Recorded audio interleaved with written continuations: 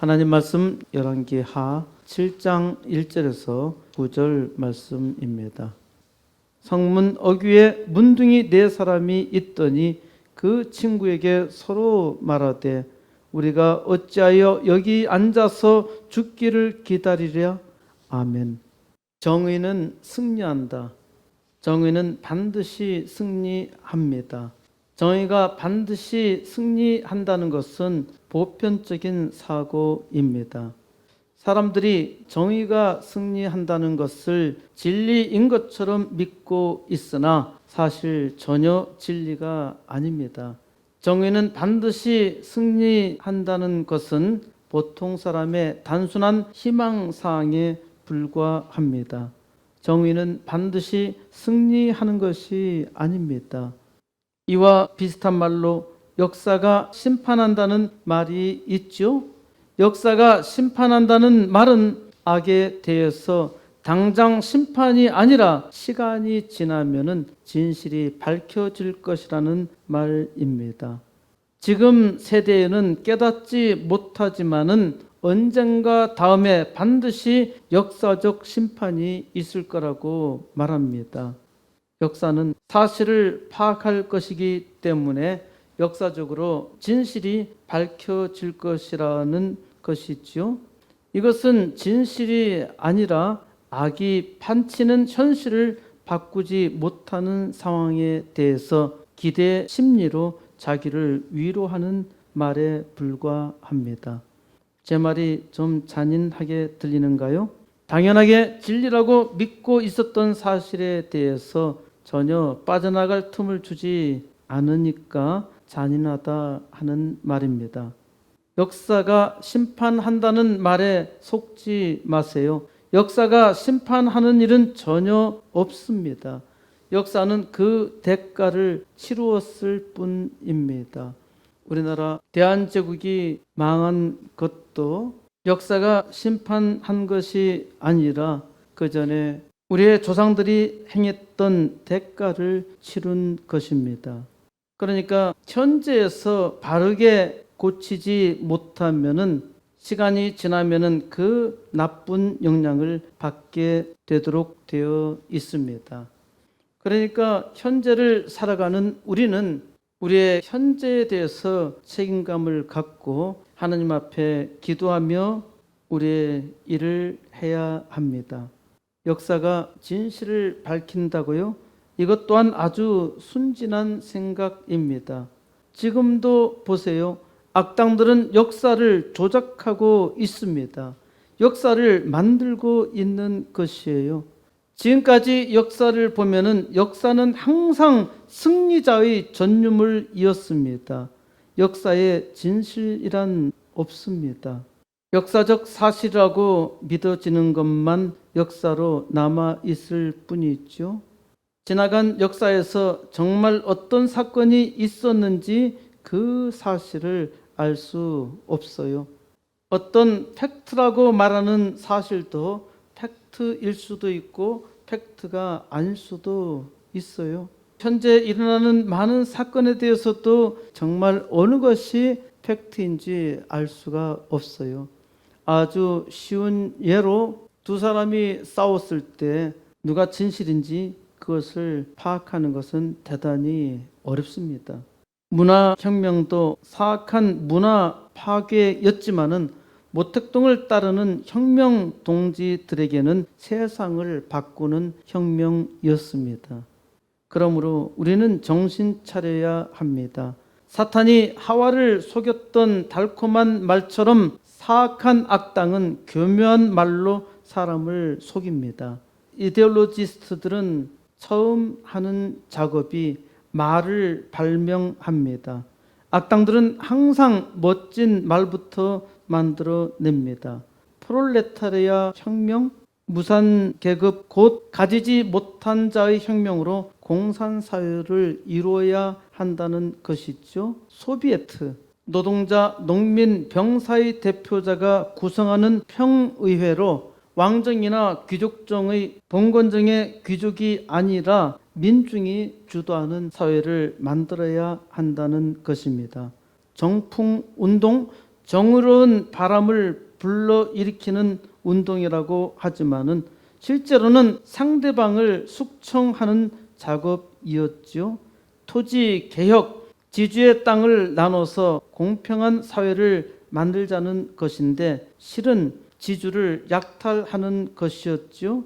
대약진 운동, 약진은커녕 5천만을 굶어 죽이는 짓거리였지요. 문화혁명이 아니라 진시황의 분서경류 사건처럼 책을 태우고 학자들을 때려 죽였고 전통 문화를 말살하였지요. 촛불혁명, 적폐청산, 소주성, 소득주도 성장 이 세 가지는 우리나라 공산혁명의 본격적인 시작으로 아주 중요한 개념입니다. 아직도 이 달콤한 유혹과 거짓된 환상에 속는 사람이 아주 많습니다. 좀 더 눈을 들어 세계의 역사를 보세요. 아무리 보라고 하여도 보지 못하고 진실을 말하여도 듣지 못합니다. 사람이 참으로 어리석고 악하기 때문입니다. 이 세상에 독재와 인권 탄압과 경제 파탄 이 세 가지가 만연한 곳은 항상 이상향이라고 하는 공산국가였습니다. 중화인민공화국은 잘 살고 있고 세계 경제 2위국으로 10년 후인 2030년이 되면 미국보다 더 잘 살 거라고 말하는데요. 그래요. 2030년 되면은 미국보다 더 부강해질 수 있습니다. 상해만 가보아도 굉장하지요. 중공은 등소평으로 인하여 잘 살게 되었습니다. 그러니까 한 사람의 리더가 중요하죠. 등소평의 흑묘 백묘론, 흑묘, 묘는 고양이 묘입니다. 검은 고양이든 백묘, 흰 고양이든 쥐만 잡으면 된다는 것이죠. 그러니까 우리는 공산주의 국가고 자본주의 시장 경제를 도입해서라도 우리가 잘 살면 된다는 것입니다. 그런데 이러한 생각에 대한 것은 사실 닉슨부터 시작했습니다. 미국은 중공이 잘 살면은 공산주의 국가가 와해될 것이라고 생각했습니다. 그래서 중공이 잘 살도록 적극적으로 지원했는데 지금에 와서야 깨달은 것입니다. 저들은 공산주의 국가를 절대로 포기할 수 없다는 것입니다. 왜 그러할까요? 중공은 여전히 왕서방 국가입니다. 왕서방은 옛날부터 돈을 아주 좋아했고 계속 권력을 쥐고 왕서방 노릇을 하고 있는 겁니다. 중공은 5천만 공산당 왕서방만 잘 살며 권력을 휘두르고 있어요. 이는 전체 중공 인구의 4%에 불과하다는 말입니다. 이들이 아주 악랄하다는 사실은 홍콩 사태에서 보여주었죠. 그리고 티베트 신장 위구르 지역에 지금도 100만 이상의 사람들을 가두고 재교육시킨다는 명목하에 가두었지만 잔인한 고문과 성폭행, 장기 이식을 일삼고 있습니다. 중공의 장기 이식 전문의자 위생부 차관이었던 황제프가 2012년 세계적으로 유명한 국제의학학술지 랜싯에 게재한 논문에 중공에서 한 해 1만 건 이상의 이식 수술이 이루어졌다고 했습니다. 이 국제의학학술지에 중공의 장기 이식 전문의가 밝힌 사실입니다. 그런데 중공에는 장기 기증 문화가 없고 황제프는 그 논문에서 수술에 이용된 장기 60%를 사형수 몸에서 얻었다고 했습니다. 그래서 사형수가 사형당할 때는 흰색 차들이 줄지어 대기하고 있었다고 하는데요. 여러 사형수를 쭉 세워놓는데 죽기 전에 고통이 없게 하는 약을 먹인다고 하는데 사실은 고통이 없게 하는 약이 아니라 피가 들어가서 굳지 않도록 하는 약을 처방한 것이랍니다. 중국에서 탈출한 사람들이 얘기를 한 거예요. 그리고 뒤로 돌아서서 쏘는데 보통 총살형을 처하게 되면은 앞에서 쏘잖아요. 앞에서 심장을 쏘잖아요. 그런데 장기 이식하기 위해서는 심장이 필요하죠. 그러니까 뒤를 돌아서라 놓고 어디에 쏘겠습니까? 머리를 쏘는 거예요. 죽으면은 의사가 와서 확인을 하고 검은 봉지로 머리를 씌우고 바로 나가서 장기 이식 수술이 진행된다고 합니다. 중국에서 1년 동안 사용되는 사람이 4,000명 정도 된다고 하는데 물론 공식 통계는 절대로 없습니다. 중국은 2015년 사형수 장기 적출을 금지하고 국제적으로 비난하니까 장기 기증 제도를 도입했는데 중국 사람들 장기 기증 잘 안 합니다. 장기 기증이 없었던 때에도 1만 건 이상의 장기 이식 수술이 있었고 지금도 수많은 장기 이식 수술이 이루어지고 있는데 이 장기는 어디서 온 것일까요? 선진국에서도 장기 이식은 대기 시간이 몇 년씩 걸리는데 우리나라에서도 몇 년 걸립니다. 게다가 기증자와 이식받는 사람의 조직 적합성이 정확하게 일치해야 하고요. 그래서 한 가족 간에서도 일치하지 않는 경우가 상당히 많고요. 얼마 전에도 간호사가 골수 이식을 했었는데 가족들이 아무도 안 맞고 이 간호사가 기증하기로 했는데 자기의 골수가 특이하게 맞는 겁니다. 그래서 신문에 난 적이 있습니다. 또한 이식하는 시간도 정확하게 맞아야 하기 때문에 장기 이식은 아주 어려운 일인데 상당히 많은 외국인 환자들이 장기 이식을 받으러 중국에 입국하는데 며칠이면 장기 이식이 끝납니다. 이는 수술 일정에 맞춰서 죽지 않으면 가능하지 않는 일이죠. 제가 아는 분도 중공에 가서 이식 수술을 받았고 지금 아주 건강하게 잘 살고 있습니다. 여러분 중에서도 혹시 장기 이식 수술을 해야 되는 대상이 되면은 중공에 가서 하시기 바랍니다. 그럴 상황이 올 수도 있겠죠. 그러나 잘 생각해야 합니다. 정의는 승리한다는 말에 사자성어 한자말에 무엇이 있을까요? 사필 규정이라는 말을 들었죠. 1, 4 반드시 필 돌아갈 귀 바를 정 모든 일은 반드시 바르게 돌아간다는 뜻입니다. 사필 규정의 유래가 원불교의 교서 중 하나인 정산종사법어의 글귀에서 나온 말이라고 하는데요. 정산종어법어 제2부 법어 제3 구근편 25장에 사필 규정은 우주의 원리니 그러므로 천의 인심이 떳떳이 향하는 곳이 있나니라 라고 되어 있습니다. 사필 규정이 우주의 원리라고 아주 멋지게 말하는데 모든 일이 바르게 돌아가게 되어 있다는 것이죠. 이것이 우주의 원리라는 겁니다. 그러니까 나쁜 짓을 하지 말고 착하게 살라는 의미이겠죠.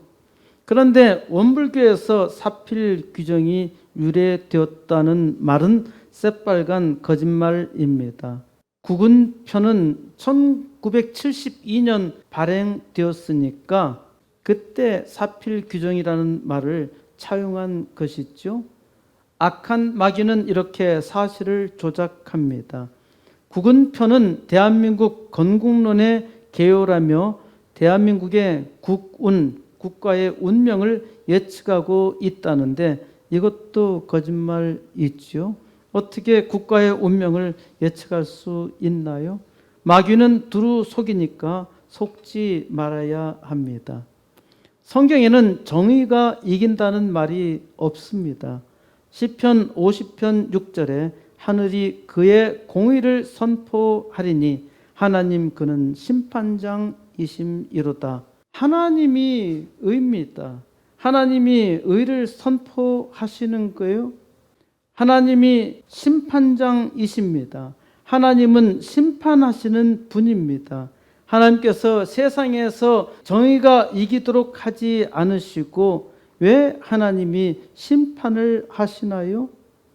그러면은 세상에서 정의가 이기면은 하나님이 계신다고 말할 수 있을까요? 세상에서 정의가 이길 수 없어요. 왜 그런가요? 사람이 죄인이기 때문입니다. 창세기 6장 5절에 여호와께서 사람의 죄악이 세상에 가득함과 그의 마음으로 생각하는 모든 계획이 항상 악할 뿐임을 보시고, 사람이 생각하는 모든 것이 항상 악했단 말입니다. 그러므로 사람의 악에 대해서 하나님은 물로 심판하실 수밖에 없으셨던 것이죠. 하나님께서는 경고하셨는데 사람들은 전혀 듣지 않았어요.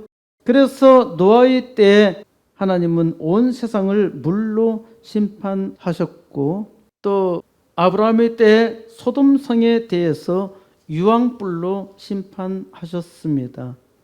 사실 이것이 사필 규정이지요. 세상이 스스로 바르게 돌아가는 것이 아니라 하나님이 의로 심판하시는 것입니다. 결국 하나님의 의로 돌아가는 것이죠. 사람은 스스로 의를 행할 수 없습니다. 하나님은 사랑이시라는데 왜 의로운 사람이 잘 되도록 하지 않으시나요? 하나님은 사랑이시기 때문에 선인도 악인도 차별하지 않으십니다. 하나님은 사람들이 세상에서 공평하게, 선한 사람이든 악한 사람이든 공평하게 게임을 하게 하셨습니다. 그런데 게임을 하기만 하면 항상 악이 이기는 것입니다. 하나님께서 특정한 사람으로 심판하시고 이기게도 하시고, 또 특정한 사람으로 세상에 악한 일을 보여주시지만은 세상은 하나님을 전혀 깨닫지 못하며 오히려 우상을 숭배합니다. 하나님께서 만민 중에 이스라엘을 선택하시고 게임을 하게 하셨지만은 이스라엘에게 하나님께서 은혜를 주셔도 그 은혜를 전혀 감당하지 못하며 은혜로 살지 못하여 망하게 되죠. 열왕기 하 7장 1절, 엘리사가 이르되 여호와의 말씀을 들을지어다. 여호와께서 이르시되 내일 이맘때 사마리아 성문에서 고운 밀가루 한 쌀을 한 세겔로 매매하고 보리 두 쌀을 한 세겔로 매매하리라 하셨느니라. 엘리사는 이스라엘의 가장 위대한 선지자 엘리야의 뒤를 잇는 선지자였습니다. 엘리야 선지자는 하나님께 돌아갈 때가 이르렀음을 깨닫게 되자 엘리사에게 뭘 해줄까 묻습니다. 그때 엘리사가 엘리야에게 요청한 것이 당신의 성령이 하시는 역사가 갑절이나 내게 있게 하소서. 대단히 욕심이 많죠. 그래서 엘리사는 엘리야보다 갑절이나 많은 능력을 가졌습니다. 엘리야는 상당히 두려움도 많았고 하나님의 역사도 더디게 나타났지만은 엘리사는 아주 담대하였고 많은 능력을 나타냈습니다. 성경의 기록을 볼 때도요, 엘리사가 훨씬 더 능력도 많고 또 많은 능력 나타낸 것을 볼 수 있습니다. 그렇다고 해서 엘리사가 엘리야보다 더 위대하다고 말할 수 없습니다. 엘리사의 사역은 당대로 끝나고 말았지만은 엘리야는 세례 요한으로 다시 계시되었고 하나님의 사람들마다 엘리야의 능력과 심령으로 일하기를 간구합니다. 엘리사에 대해서는 하나님을 믿는 사람들도 그렇게 관심을 많이 갖지 않고요. 또 예수님께서 내가 누구냐 물었을 때 엘리사의 이름은 전혀 거론되지 않았습니다. 엘리사가 활동하던 때는 아합 왕의 아들 여호람이 사마리아에서 이스라엘을 12년 동안 다스릴 때였습니다. 선친 아합 왕 때에 아람 왕국 베나닷 왕이 전쟁을 일으켰다가 12만 7천 명이 죽고 항복하여서 목숨을 겨우 부지했습니다.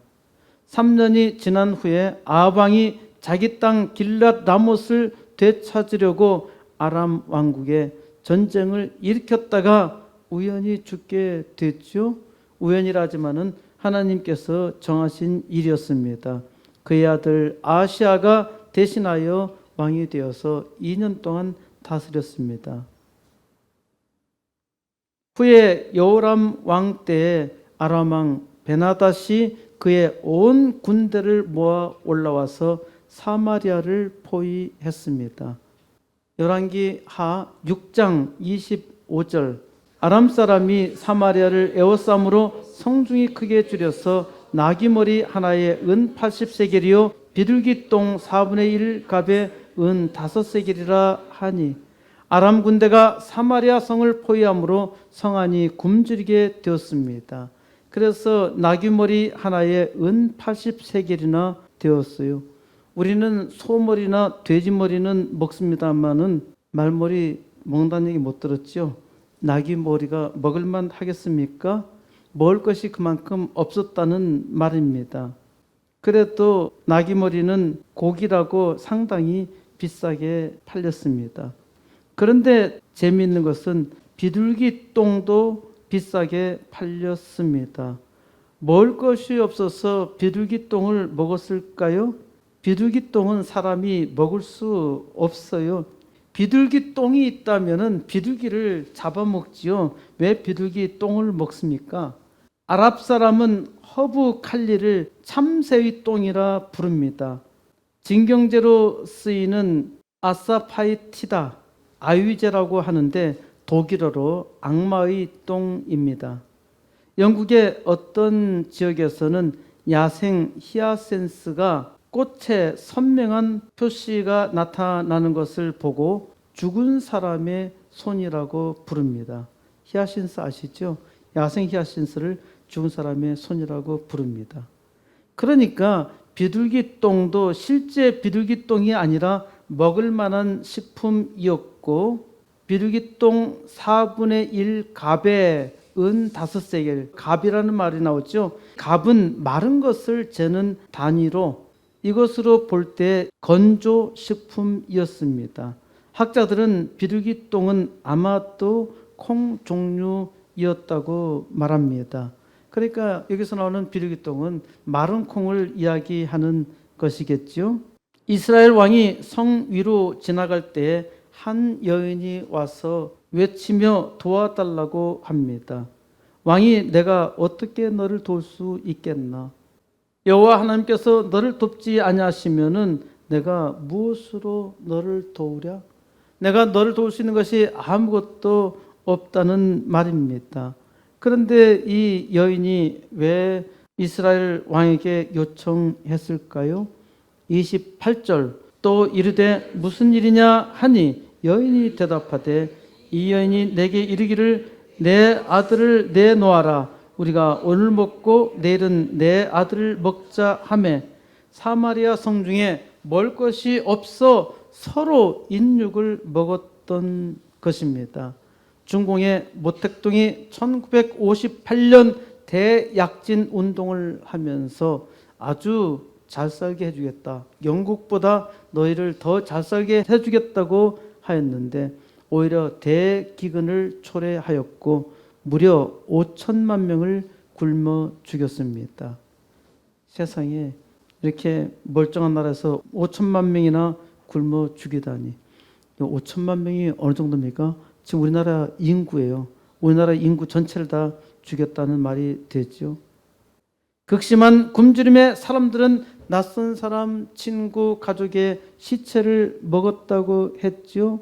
부모가 자기 아이를 죽여 먹거나 자녀들이 나이 든 부모를 잡아먹는 일까지 일어났습니다. 북한의 극심한 식량난에 대해서도 익히 들은 바 있을 겁니다. 인육을 먹는 일이 아주 자주 발생하였는데 2009년 11월 19일 40대 아버지가 10대 친딸을 죽이고 인육을 먹는 사건이 발생해서 양강도가 발칵 뒤집힌 일도 있었습니다.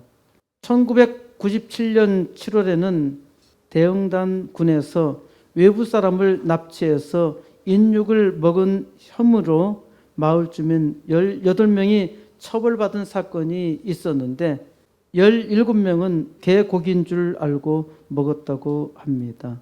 사마리아 성이 아람 군대로 포위되어서 이와 같은 굶주림에 있을 때 엘리사 선지자가 여호와의 말씀을 전한 것입니다. 내일 이맘때에 사마리아 성문에서 고운 밀가루 한 스아가 한 세겔에 보리 두 스아가 한 세겔에 팔리리라.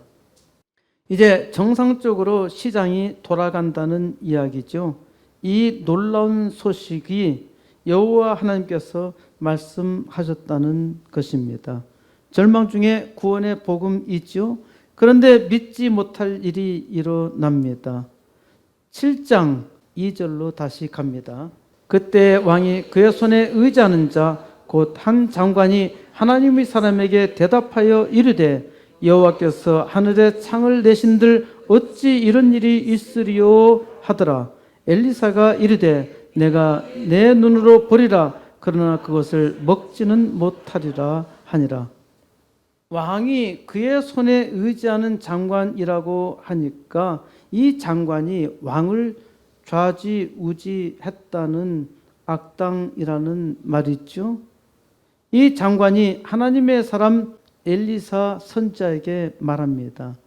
여호와께서 하늘에 창을 내신들 어찌 이런 일이 일어나겠느냐. 하나님께서 하늘에 창을 내실 리가 없지요. 하나님께서 혹시 하늘에 창을 내신다 하여도 이런 일은 절대로 일어나지 않을 거라고 단정합니다. 하나님께서 놀라운 구원의 역사를 선포하여도 사람들은 듣지 않습니다. 더욱이 뭔가 가진 자, 힘이 있는 자, 자기 힘으로 뭔가 하고 있다는 생각하는 자는 믿지 않을 뿐더러 오히려 조롱까지 하지요. 왕 위에 권력을 가진 자가 한 일이 무엇인가요? 이 장관이 한 일은 모택동처럼 국민을 굶어 죽이고 인육까지 먹게 했지요. 그러니까 사람은 지혜가 없고 참으로 어리석습니다. 3절 성문 어귀에 문둥이 4사람이 있더니 그 친구에게 서로 말하되 우리가 어찌하여 여기 앉아서 죽기를 기다리랴? 나병 환자를 문둥이라고 읽으라 했잖아요. 나병은 한자말입니다. 한자말로 쓰면은 말이 고상해지고 순전한 우리 한글로 하면은 천박한가요? 이것도 또한 사대주의 의식입니다. 그래서 순수하게 아름다운 우리 한글로 문둥이라 한 것입니다. 사마리아 성 어귀에 문둥이 4사람이 있었습니다. 문둥이들은 서로 이야기했습니다. 서로 의논하다 보니까 왜 우리가 여기 앉아서 죽기를 기다려야 하나? 사마리아 성 안에는 모두 앉아서 죽기를 기다리는 사람들밖에 없었지요. 죽기를 두려워하는 사람은 기껏해야 살고자 해서 사람을 잡아먹는 일이었습니다. 이건 사람 사는 게 아니지요. 그렇다고 죽을 수도 없으니까 사는 것이 지독한 고통이었단 말입니다. 문둥이들은 여기 앉아서 죽을 수 없다고 결론을 내렸습니다. 고통에는 항상 해결책이 있습니다. 앉아 죽기를 기다리면은 죽을 수밖에 없는 것이죠. 그러면 어떻게 해야 하나요? 4절 만일 우리가 성읍으로 가고자 말한다면 성읍에는 굶주림이 있으니 우리가 거기서 죽을 것이요 만일 우리가 여기서 머무르면 역시 우리가 죽을 것이라. 그런즉 우리가 가서 아람 군대에게 항복하자. 그들이 우리를 살려두면 살 것이요 우리를 죽이면 죽을 것이라 하고 만일 사마리아 성으로 간다고 하자. 거기 성 안에 있는 사람이 지금 다 굶어 죽어 가는데 우리도 거기서 굶어 죽을 것이야. 그렇다고 우리가 여기 머물러 있어도 우리는 역시 죽을 수밖에 없어. 그럼 다른 방법이 있나?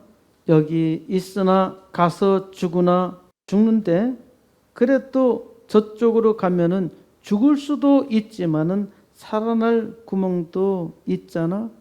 가서 아람 군대에 항복하자.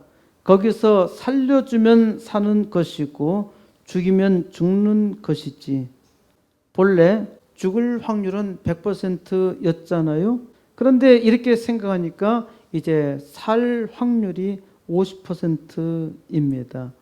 죽을 것 같으면은 가지 말아야 하지요. 살 것이라면은 죽어도 가야 합니다. 문둥이들은 살 수 있다는 가능성으로 갑니다. 5절 아람 진으로 가려 하여 해질 무렵에 일어나 아람 진영 끝에 이르러서 본즉 그곳에 한 사람도 없으니 이는 주께서 아람 군대로 병거 소리와 말소리와 큰 군대의 소리를 듣게 하셨으므로 아람 사람이 서로 말하기를 이스라엘 왕이 우리를 치려 하여 히타이트 사람의 왕들과 이집트 왕들에게 값을 주고 그들을 우리에게 오게 하였다 하고 헷을 히타이트로 애굽을 이집트로 읽으라 했잖아요. 헷은 모자 헷도 아니고 왜 헷이라 했는지 모르겠습니다. 영어 성경에서도 히타이트라 되어 있습니다. 히타이트 족속은 세계 최초로 철기 문명을 발명한 족속으로 당시에는 고대 아주 강력한 제국이었습니다. 애굽이라는 말은 더더욱 어디에도 없는 말입니다. 중국어로 비슷한 발음이 아마 이집트가 애급이었던 모양입니다. 근데 우리가 애급하려니까 한자로 할 때는 항상 애급으로 써요. 애급하려니까 힘드니까 발음을 애굽이라 하는 겁니다. 어디에도 없는 말이에요. 그런데 이집트는 옛날에도 이집트고 지금도 이집트입니다. 성경의 역사성을 살펴볼 때에도 그대로 이집트라 표현하는 것이 낫지 뭐하러 애굽이라고 표현할 겁니까? 문둥이들이 아람 진영으로 갔는데 거기에 한 사람도 없었습니다. 어찌 이럴 수가 있어? 참 이상하다. 어떻게 한 사람도 없지? 이는 주께서 아람 군대로 병거 소리와 말소리와 큰 군대의 소리를 듣게 하신 것입니다. 환청에 시달리는 사람은 이런 말을 쉽게 이해할 수 있을 것입니다. 하나님께서 아람 군대에게 환청을 듣게 하신 겁니다. 다 똑같이 군대의 소리를 들으니까 이게 무슨 소리야? 아람 군대는 스스로 서로 말하는 것이지요. 저 사마리아 성에 군대가 나올 리도 없고 이것은 저 사마리아 이스라엘 왕이 우리를 치려고 히타이트와 이집트 왕에게 돈을 주고 우리에게 오게 한 것이야. 이렇게 생각은 왜 다른 생각을 할 수가 없죠? 그러니까 아람 제국의 군대는 이스라엘 왕이 히타이트와 이집트 왕을 돈을 주고서 끌어온 것으로 착각했던 것입니다. 사람의 생각으로는 불가능한 일이었죠. 이는 하나님께서 하신 일입니다. 7절 해질 무렵에 일어나서 도망하되 그 장막과 말과 나귀를 버리고 진영을 그대로 두고 목숨을 위하여 도망하였습니다. 해질 무렵에 아람 군대가 도망갑니다. 이때 문둥이들이 아람 진영으로 들어왔지요. 그 장막과 말과 나귀를 버리고 진영을 그대로 두고 나살려라 하고 도망갔습니다. 미국은 2020년 2월 29일 아프가니스탄의 탈레반과 평화협정을 맺었습니다. 아프간 정부는 이 협상에 끼지도 못했는데 물론 미군 철수의 근본적인 배경은 아프간 정부의 부패입니다. 조 바이든 대통령은 아프간 철수를 명령했고 지난 7월 2일 미군은 갑자기 야밤 도주했습니다. 밤에 다 도망가 버리고 말았어요. 다음날 보니까 아무도 없는 거예요. 미군은 바그람 기지에 물병에서부터 차량, 장갑차 등 350만 개를 버리고 도망갔고 아프간 민간인들이 기지에 난입해서 약탈했습니다. 인터넷 보면은 이때 미군 기지에서 약탈한 물건을 파는 아프간인들도 있습니다. 미군이 왜 갑자기 모든 걸 다 버리고 야밤 도주했을까요? 왜 세계 최강군이 야밤 도주했는지, 그것도 아프간은 별로 강력한 나라 아니잖아요. 왜 도망갔는지 몰라요. 아주 분명한 사실 하나는 아프간은 망할 것이라는 것입니다. 지금 탈레반이 현재 11개 지방정부를 정복했고요. 탈레반이 점령을 하면은 엄청난 공포 정치를 할 것입니다. 그래서 어떤 여성들은 총을 들고 거리에 나섰습니다. 하지만 아무리 노력해도 위에 지도자가 부패하면은 망합니다. 나라가 망해도 끝까지 망할 짓을 하는 사람들이 있어요. 그러니까 망하는 것입니다. 미군이 버린 것을 가지고 장사하는 사람도 있다고 했습니다마는 그가 얼마나 잘 먹고 잘 살 수 있을까요? 그는 임박한 환란에 대해서는 아무 생각조차 없는 듯합니다. 아마 조금 지혜 따르면 빨리 팔아먹고 빨리 도망가는 게 제일 낫죠. 자기 나라를 어떻게 버리고 도망갈 수 있느냐고요? 지금 홍콩도 이 탈출을 상당히 하고 있습니다. 이건 남의 이야기가 아닙니다. 미국과 북베트남이 1973년 1월 파리 평화협정을 체결했고 2달 뒤에 미군 철수가 이루어지면서 베트남은 본격적인 종전이 되었습니다. 그러면은 베트남의 평화가 이루어졌나요? 북베트남은 2년 후 1975년 3월 남부 해방 작전을 대대적으로 펼쳤고 한 달 만에 사이공을 함락시켰습니다. 우리가 얼마나 그 나라가 비참하게 망했는가 하는 것을 잘 알고 있잖아요. 공산당은 항상 평화 전략으로 접근했습니다.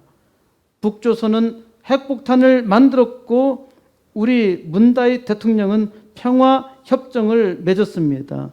미군은 철수하라고 하고 군사훈련은 하지 못하게 하고 군대는 당나라 군대로 만들었어요.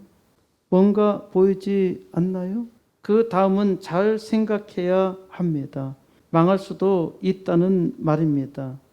8절 그 문둥이들이 진영 끝에 이르자 한 장막에 들어가서 먹고 마시고 거기서 은과 금과 의복을 가지고 가서 감추고 다시 와서 다른 장막에 들어가 거기 가서도 가지고 가서 감추니라.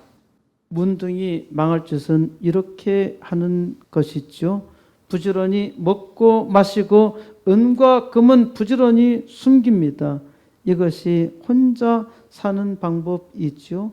9절 문둥이들이 그 친구들에게 서로 말하되 우리가 이렇게 해서는 아니 되겠도다. 오늘은 아름다운 소식이 있는 날이거늘 우리가 침묵하고 있도다. 만일 밝은 아침까지 기다리면 벌이 우리에게 미칠지니 이제 떠나 왕궁에 가서 말리자 하고. 그런데 문둥이들이 서로 말하는 겁니다. 우리가 이렇게 해서는 아니 되겠도다. 이 말은 원어에서 우리가 바르게 못하고 있다. 우리가 잘못하고 있다는 말입니다. 문둥이들은 자기가 잘못하고 있다는 사실을 깨달았습니다. 오늘은 아름다운 소식이 있는 날이거늘. 아름다운 소식은 영어로 good news입니다. 좋은 소식이지요. 복음이라고 하지요. 멸망의 위기에 있었는데 갑자기 구원의 날이 되었습니다.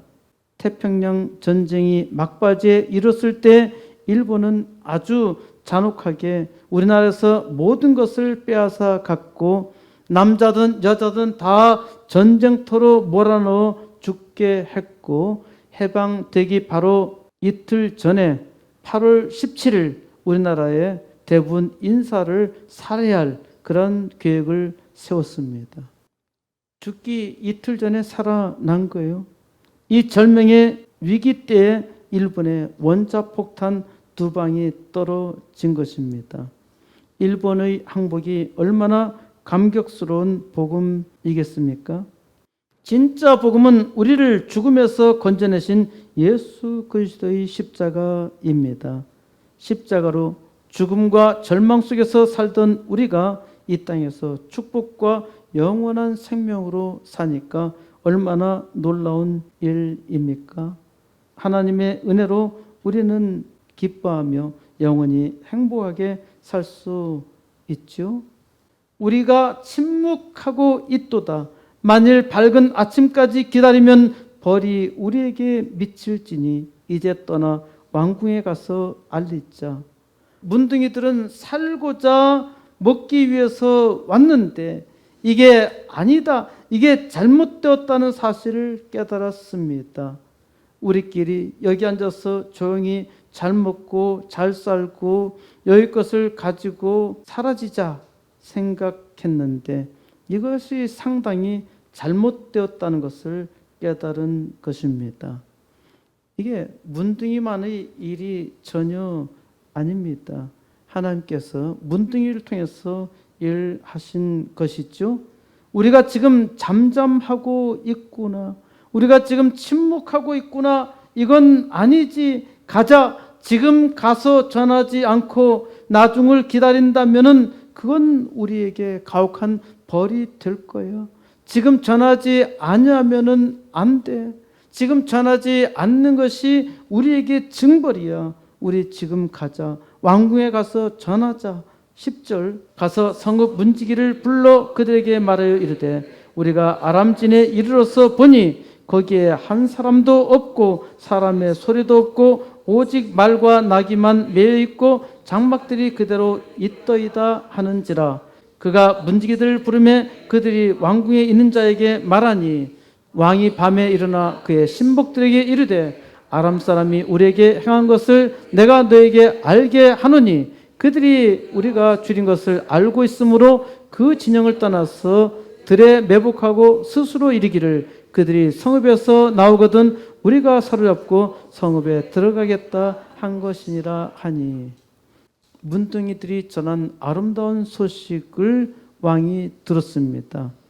왕이 듣자 이 일에 대해서 아주 합리적인 사고를 합니다. 아람 군대는 위장으로 철수한 거야. 우리를 속여서 우리로 하여금 성에서 나오게 하려는 수작이지. 숨어 있다가 일시에 우리를 공격할 거야. 이런 유치한 작전에 속으면 안 된다.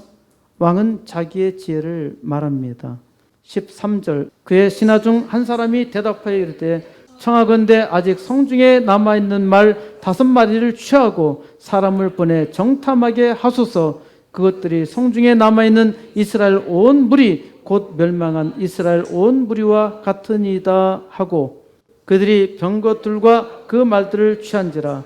왕이 아람 군대 뒤로 보내며 가서 정탐하라 하였더니 그들이 그들의 뒤를 따라 요단에 이른즉 아람 사람이 급히 도망하느라고 버린 의복과 병기가 길에 가득하였더라.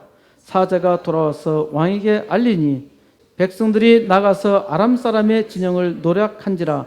이에 고운 밀가루 한 싸에 한 세겔이 되고 보리 2수아가 한 세겔이 되니 여호와의 말씀과 같이 되었고 왕은 신하의 말대로 하여서 말들과 전차 2대를 보내어 정탐하게 하였더니 아람 군대가 완전히 철수했다는 사실을 확인했습니다. 아람 군대가 얼마나 성급하게 도망갔던지 그들이 가졌던 모든 것을 다 그대로 두고 도망갔던 것입니다. 이것이 하나님께서 하신 일이죠. 사람이 하면 이렇게 할 수가 없어요. 하나님께서 하신 일입니다. 백성들이 아람 진영에 들어가서 많은 탈취물을 얻었습니다. 이제 시장도 정상으로 회복되었어요. 17절 왕이 그의 손에 의자였던 그의 장관을 세워 성문을 지키게 했더니 백성이 성문에서 그를 밟음에 하나님의 사람의 말대로 죽었으니 곧 왕이 내려왔을 때 그가 말한 대로라. 왕을 좌지우지했던 장관으로 하여금 왕은 성문을 지키게 하였습니다. 사마리아 성문 수비 대장으로 장관이 간 것이죠. 백성이 그 장관을 보더니 발로 밟아 죽였어요. 왜 자기들의 힘 있는 장관을 밟아 죽였을까요? 이는 아주 당연한 일이죠. 이 장관 때문에 사마리아가 극도의 위기에 빠졌다는 것이지요. 자기들이 사람을 잡아 먹을 정도로 상당히 굶주렸기 때문에 이제 그 원한을 푼 것입니다. 차우셰스쿠는 1989년 12월 25일 사형 선고를 받자 반역자들에게 죽음을 이라고 외치더니 사형 집행이 시작되자 공산당 노래인 인터내셔널을 부르다가 60여 발의 총탄 세례를 받고 처참하게 죽었습니다. 차우세스쿠는 24년간 루마니아의 국가 주석으로 1971년 김일성과 마오쩌둥을 방문했는데 이때 김일성의 주체 사상과 마오쩌둥의 문화혁명에 깊은 감명을 받았다고 합니다. 그는 루마니아로 돌아와서 김일성을 본받아서 자기도 민족의 태양으로 우상화하다가 서구 민주화 바람이 불면서 쫄딱 몰락한 것입니다. 그 장관은 하나님의 사람 엘리사 선자의 말대로 죽었습니다. 전에 엘리사 선자가 왕을 만났을 때 장관이 하나님을 조롱하다가 엘리사가 말한 대로 망한 것입니다. 하나님께서 말씀하시면 들어야 했는데 듣지 못하니까 죽은 것이죠. 이 악한 장관은 죽기를 기다리다가 죽었습니다. 죽기를 기다리자 하나님은 세상 사람들이 가장 멸시하는 문둥이를 통하여 일하셨습니다. 문둥이는 아무것도 할 수 없고 보기에도 몰골이 흉하여서 사람들에게서 멀리 떠나서 지내야 하는 평생 고통 속에서 살았던 사람들이지요. 그런데 하나님은 문둥이를 부르신 것입니다. 보통 사람들은 무엇을 했나요? 사마리아 성 안에서 죽기를 기다리며 살기 위해서 사람을 잡아먹고 지내고 있었죠. 죽기를 기다리는 사람은 다 이와 같습니다.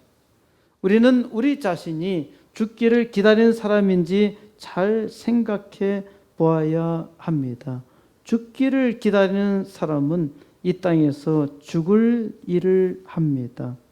문둥이야 사실 본래 죽기를 기다리는 사람이었죠. 아무런 소망이 없잖아요. 죽을 때까지 문둥이로 비참하게 살아가야 하기 때문에 죽기까지 아무 일도 할 수 없는 사람이었단 말입니다. 죽기를 기다려야만 하는 사람이었어요. 하나님은 죽기를 기다릴 수밖에 없는 문둥이를 통해서 말씀하십니다. 죽기를 기다리랴? 코로나로 사람들은 죽기를 기다리고 있습니다. 하나님의 사람은 하나님의 말씀을 들어야 합니다. 그런데 사마리아 성에 갇혀 있는 이스라엘 백성처럼 코로나 성에 갇혀서 죽기를 기다리고 있습니다. 사람마다 백신에 소망을 걸고 있지만은 우리나라에서만 백신으로 죽은 사망자가 어제 기준으로 1, 2차 접종자가 2024만 건인데 우리 국민 중 1,500만이 맞았다고 추정하고 있는데요. 사망자가 551명입니다. 이는 10만 명당 367명이 죽었어요. 상당히 많은 사람이 죽었죠. 이제 코로나로 죽음이 일상이 되었습니다. 문둥이처럼 우리는 선택을 해야 합니다. 하나님의 은혜를 받은 문둥이는 침묵할 수가 없어요. 가서 말해야 하지요. 그런데 우리는 무엇을 말해야 하는지 모릅니다. 우리는 생명을 말하지도 못하고 있어요. 이것이 얼마나 잘못되었는지도 모릅니다. 모르니까 죽기를 기다리고 있는 것이죠. 지금 우리가 아무 일도 하지 않는다면 우리는 역사적 대가를 치러야 합니다. 아이들이 망가져가고 있지요. 교회가 점점 쇠퇴하고 있지요. 우리가 이 시대에 우리에게 주어진 사명을 감당하지 못한다면 우리의 역사적 대가는 그야말로 참혹한 지경에 빠질 것입니다. 세상 마지막까지 우리 코스모스 교회는 코로나 시대에 하나님께서 우리에게 주신 사명으로 교회 부흥의 역사를 이루어야 합니다. 하나님께서 우리 코스모스 교회로 하여금 우선 80개 개척교회 부흥의 역사와 2개 학교 세우는 일을 감당하도록 기도해야 하고 속히 이 일을 시작해야 합니다. 아직도 우리는 아무것도 없습니다. 하나님의 은혜를 바라며 기도할 수밖에 없습니다. 하나님의 은혜로 하나님 앞에 살아있는 종들마다 오직 하나님을 믿고 기도해야 합니다. 이제 하나님의 종들의 간절한 기도로 이 땅 부흥의 역사를 이루어서 하나님의 영광 온 우주에 선포하기를 우리 주 예수 그리스도의 이름으로 간절히 축원드립니다.